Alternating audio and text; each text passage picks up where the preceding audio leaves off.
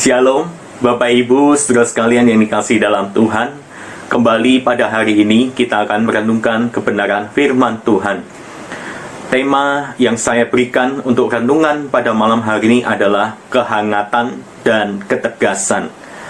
Bacaan yang akan kita sama-sama baca terambil dari kitab Roma. Surat Paulus kepada jemaat di Roma, pasal yang ke-16, ayat 17 sampai 20. Roma pasal 16 ayat 17 sampai 20. Peringatan. Tetapi aku menasihatkan kamu, saudara-saudara, supaya kamu waspada terhadap mereka yang bertentangan dengan pengajaran yang telah kamu terima, menimbulkan perpecahan dan godaan. Sebab itu hindarilah mereka. Sebab orang-orang demikian tidak melayani Kristus Tuhan kita, tetapi melayani perut mereka sendiri. Dan dengan kata-kata mereka yang muluk-muluk dan bahasa mereka yang manis, mereka menipu orang-orang yang tulus hatinya. Kabar tentang ketaatanmu telah terdengar oleh semua orang. Sebab itu aku bersukacita tentang kamu. Tetapi aku ingin supaya kamu bijaksana terhadap apa yang baik dan bersih terhadap apa yang jahat. Semoga Allah, sumber damai sejahtera, segera akan menghancurkan iblis di bawah kakimu. Kasih karunia Yesus Tuhan kita menyertai kamu. Demikianlah bacaan firman Tuhan pada malam hari ini. Bapak Ibu jemaat yang dikasihi oleh Tuhan, kasih sejati itu mewujud di dalam tindakan penerimaan yang hangat, tetapi juga kasih itu tegas terhadap hal-hal yang tidak sesuai dengan kebenaran. Kasih itu menerima seseorang apa adanya, tetapi tidak serta-merta menyetujui, apalagi kompromi dengan perbuatan salah yang dilakukan oleh seseorang. Itulah Bapak Ibu kasih yang seharusnya nyata dari anak-anak Tuhan.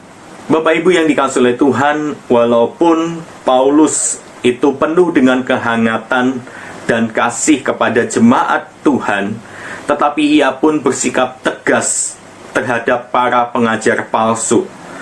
Karena pengajar-pengajar palsu itu mengajarkan hal-hal yang bertentangan dengan kebenaran, sehingga mereka menimbulkan perpecahan di dalam jemaat.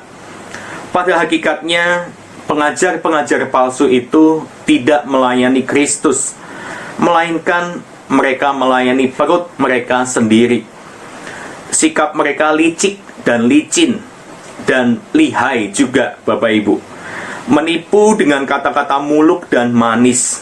Nah, disinilah Paulus menasehati jemaat di Roma agar mewaspadai, bahkan menghindari para pengajar palsu itu.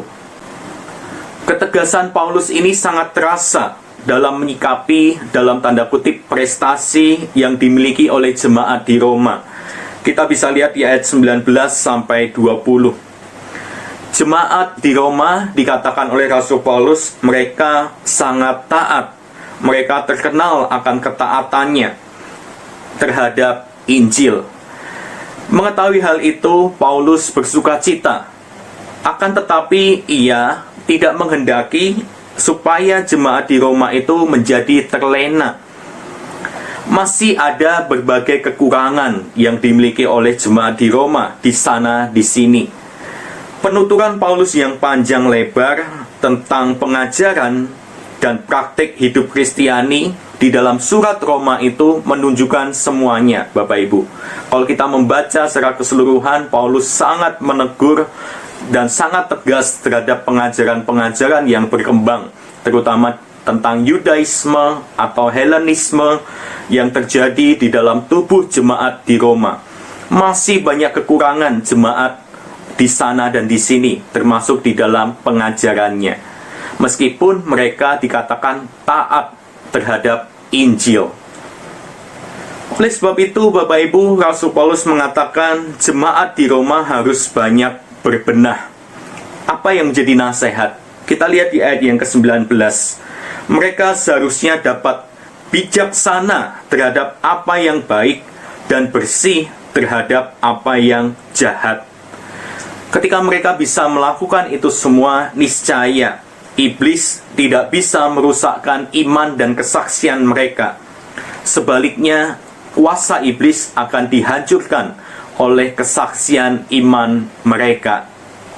Bapak Ibu, rupa-rupanya peringatan yang diberikan oleh Rasul Paulus kepada jemaat di Roma ini dilakukan berdasarkan dari pengalamannya ketika Rasul Paulus berkeliling untuk mengabarkan Injil. Rasul Paulus juga mengamat-ngamati dan juga memperhatikan jemaat yang lain, dan juga Rasul Paulus memberikan peringatan ini berdasarkan apa yang pernah ia lihat dan apa yang pernah ia rasakan sendiri. Bapak Ibu, meski para pemecah belah jemaat di kota Roma seakan-akan belum muncul, namun Rasul Paulus ingin supaya jemaat di Roma ini tetap waspada, tetap menjaga diri mereka dengan baik. Di sini kita melihat Paulus mengingatkan jemaat di Roma terhadap kemungkinan tersebut. Mereka adalah orang-orang yang akan memanfaatkan jemaat untuk melayani kepentingannya sendiri, melayani perut mereka sendiri, menggunakan kata-kata yang manis untuk menipu orang lain, dan juga menggunakan pengajaran yang sesat untuk menimbulkan perpecahan dalam jemaat. Bapak Ibu yang dikasihi oleh Tuhan, gereja di sepanjang zaman dan segala abad sangat mungkin disusupi oleh orang-orang yang demikian. Orang-orang yang sepertinya melakukan tindakan kejahatan yang tidak mencolok, tetapi rupa-rupanya mereka ketika melayani hanya untuk memuaskan perut mereka sendiri, hanya untuk memuaskan motivasi dan juga memuaskan ego mereka masing-masing. Bapak Ibu, kegiatan pelayanan di dalam gereja memang rawan disalahgunakan untuk mencari keuntungan pribadi dalam berbagai bentuk, yang berbentuk materi ataupun yang non-materi. Terhadap orang-orang yang seperti ini, Bapak Ibu, seperti yang diingatkan oleh Rasul Paulus kepada jemaat di Roma, Rasul Paulus mengingatkan untuk mewaspadai mereka. Dan bila memang diperlukan, hindarilah mereka. Namun kita juga melihat, Bapak Ibu, ada kalanya kita perlu waspada terhadap diri kita sendiri. Jangan-jangan diri kita sendiri inilah yang mencoba untuk mencari keuntungan, yang kemudian kita malah menjadi sumber perpecahan dan perselisihan di dalam jemaat. Bapak Ibu, apakah senjata ampuh untuk dapat melawan orang-orang yang berusaha untuk memecah belah dan juga orang-orang yang berusaha untuk menimbulkan perselisihan di dalam tubuh jemaat Tuhan? Kuncinya adalah ketaatan. Ketaatan terhadap Injil, ketaatan terhadap kebenaran, yaitu firman Tuhan, taat terhadap perkataan Tuhan, taat terhadap perintah Tuhan. Lalu apabila ada di antara kita yang mungkin mencium adanya satu perselisihan, ada orang-orang yang berusaha untuk memecah belah, mari kita sebagai anak-anak Tuhan merangkul mereka dengan kasih, menunjukkan kehangatan, dan juga menunjukkan ketegasan terhadap orang-orang yang demikian.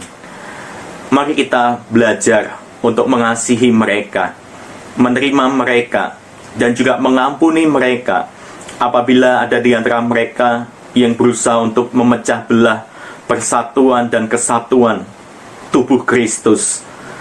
Bapak Ibu yang dikasihi oleh Tuhan, bagi diri kita sendiri, mari kita juga tetap waspada, menjaga hati dan pikiran kita, supaya kita boleh menjadi juru damai, supaya kita boleh menjadi orang yang sungguh-sungguh taat akan kebenaran firman Allah, orang-orang yang dapat menunjukkan kasih, kasih yang sejati, bukan kasih yang manipulatif. Biarlah setiap kita boleh tetap menunjukkan identitas kita sebagai anak Tuhan. Dimanapun kita ditempatkan, kita bisa menjadi berkat, dan kita dapat menunjukkan Kristus yang ada di dalam diri kita. Bapak Ibu yang dikasihi oleh Tuhan, mari kita tetap bersatu, kita tetap menjaga keharmonisan di antara saudara-saudara seiman. Di tengah-tengah pandemi ini, kita menyadari kita memerlukan rekan-rekan yang sungguh dapat menguatkan kita, yang sungguh dapat merangkul kita, yang memberikan kita kehangatan, dan juga memberikan kepada kita peringatan, teguran apabila di antara kita mungkin ada yang melakukan kesalahan atau melakukan dosa. Bapak Ibu, saudara sekalian yang dikasihi oleh Tuhan, biarlah setiap kita boleh tetap menjaga satu sama lain. Sebagai saudara dalam Kristus, kita boleh tetap menunjukkan kasih yang hangat dan juga tegas. Kiranya Tuhan menolong kita. Mari kita bersatu dalam doa.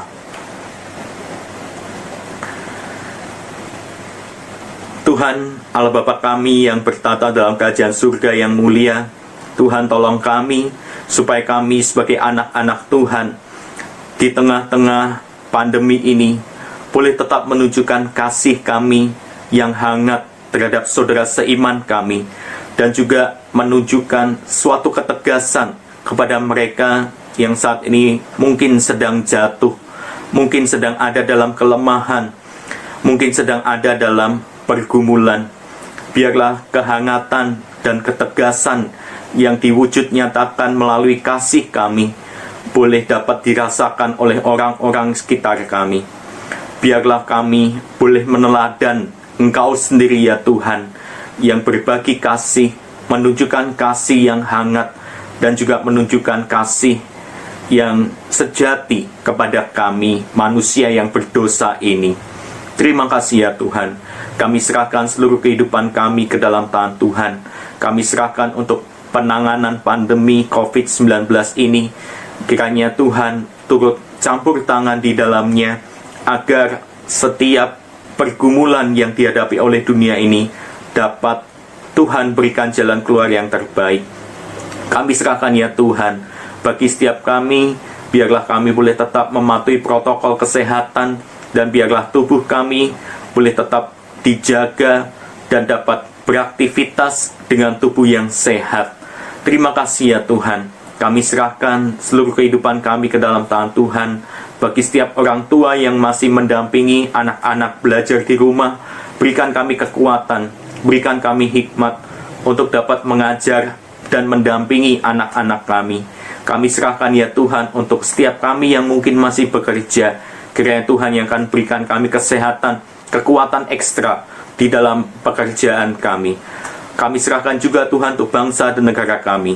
Berikan bangsa kami, para pemimpinnya, hati yang takut akan Tuhan, sehingga setiap aturan, kebijakan, dan juga setiap hal yang dibuat melalui perundang-undangan sungguh dapat dilakukan dengan hati yang takut akan Tuhan, dan dapat memberikan kedamaian, sejahtera bagi seluruh rakyat Indonesia. Terima kasih ya Tuhan. Inilah setiap doa kami. Hanya dalam nama Tuhan kami Yesus Kristus kami sudah berdoa. Amin. Selamat malam Bapak Ibu. Tuhan Yesus memberkati kita sekalian.